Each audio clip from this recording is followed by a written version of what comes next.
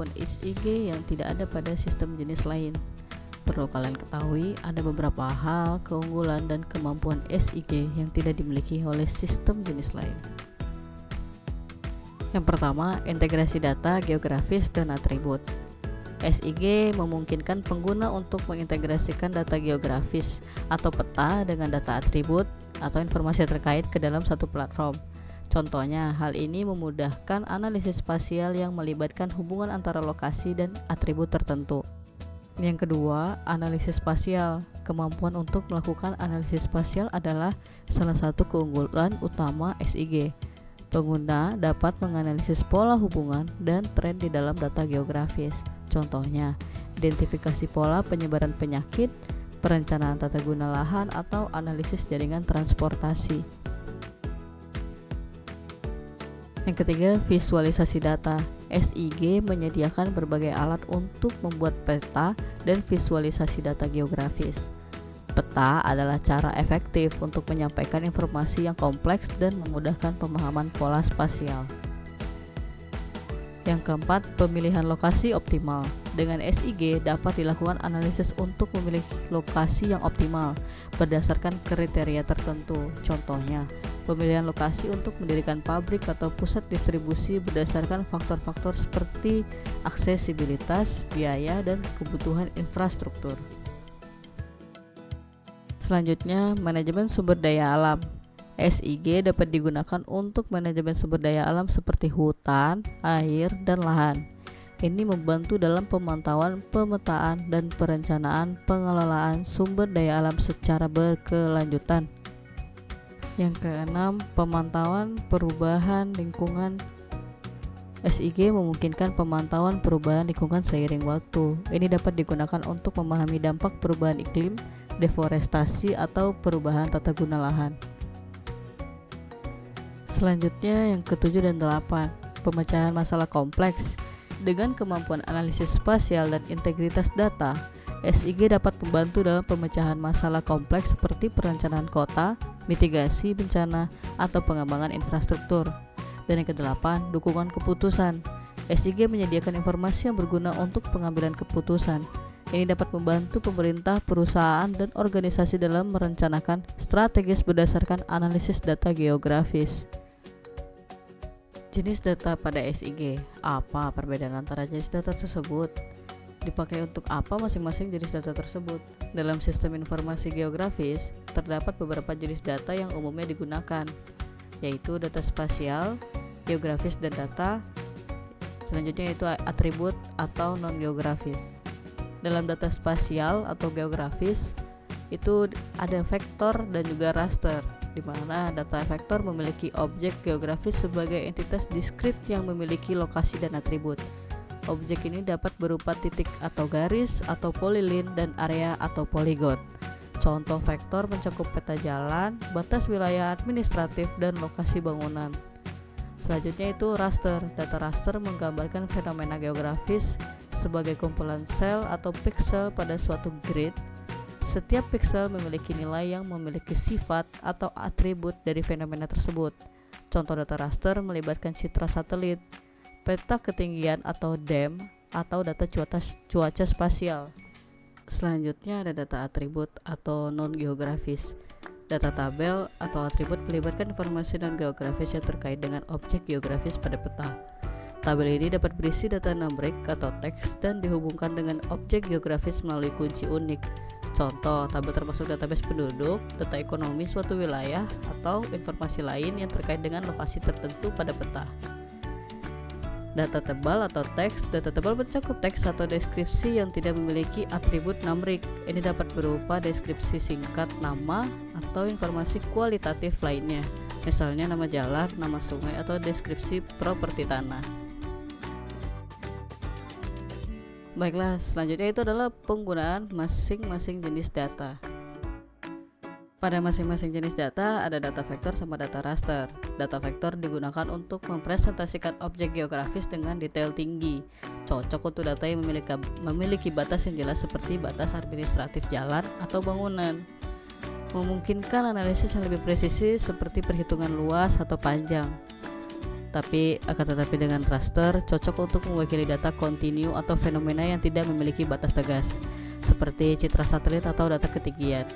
Efektif untuk analisis spesial yang melibatkan overlay dan pemodelan fenomena secara kontinu. Selanjutnya, pada data tabel digunakan untuk menyimpan data terkait atribut objek geografis, cocok untuk menyimpan informasi yang memiliki struktur dan dapat dihubungkan dengan objek geografis tertentu. Dan di data tabel atau teks digunakan untuk menyediakan label atau deskripsi untuk objek geografis, cocok untuk memberikan informasi yang dapat dibaca oleh manusia seperti nama tempat atau deskripsi tanah.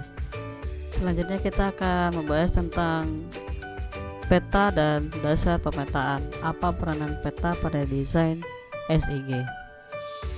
Visualisasi data. Peta menyediakan cara efektif untuk visualisasi data geografis. Informasi yang mungkin sulit dimengerti dalam bentuk tabel atau angka dapat lebih mudah dipahami ketika dipresentasikan secara visual pada peta. Selanjutnya adalah analisis spasial. Peta memungkinkan analisis spasial di mana hubungan dan pola geografis dapat diidentifikasi lebih baik. Ini membantu dalam memahami keterkaitan antara lokasi atau daerah tertentu dengan fenomena yang terjadi. Selanjutnya adalah presentasi informasi. Peta digunakan untuk menyajikan informasi geografis kepada berbagai pemangku kepentingan seperti pemerintah, perusahaan, dan masyarakat umum. Ini dapat membantu dalam mengkomunikasikan ide, rencana, atau temuan penelitian dengan cara yang mudah dimengerti.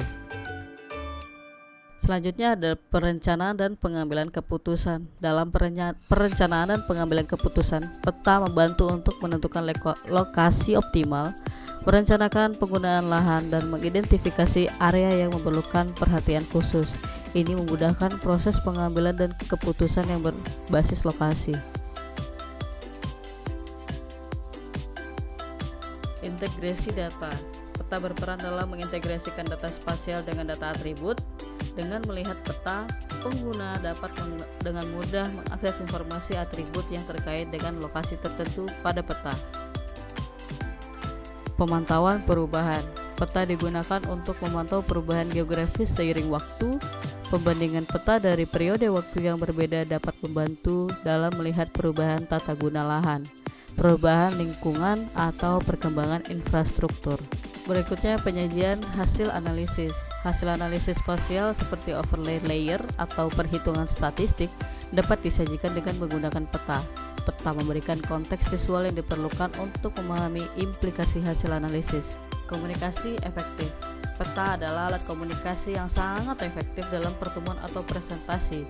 Peta dapat membantu menjelaskan informasi geografis dengan jelas dan membantu audiens memahami konteks spasial dari data yang dibahas.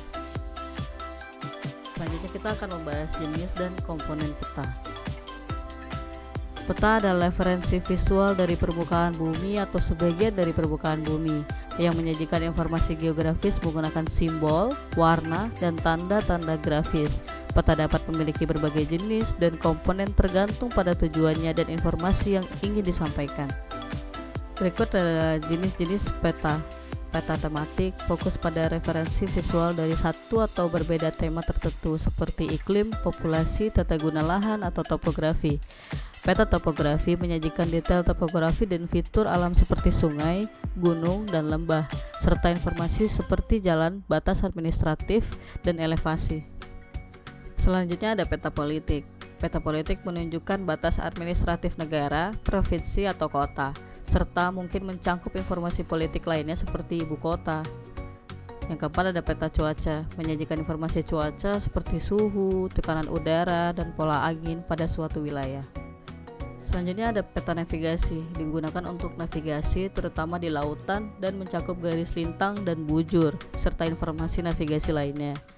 Yang keenam peta geologis, menyajikan informasi tentang struktur geologi, jenis batuan, dan formasi geologis pada suatu daerah.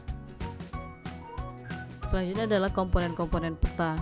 Untuk komponen pertama yaitu judul, memberikan informasi tentang tema atau tujuan peta.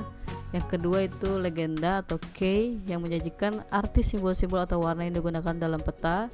Yang ketiga, skala menunjukkan perbandingan antara jarak pada peta dengan jarak sebenarnya di permukaan bumi. Garis lintang dan bujur menunjukkan lokasi suatu tempat pada koordinat. Selanjutnya itu geografis, simbol dan tanda grafis mewakili berbagi fitur geografis seperti sungai, gunung, kota, dan jalanan.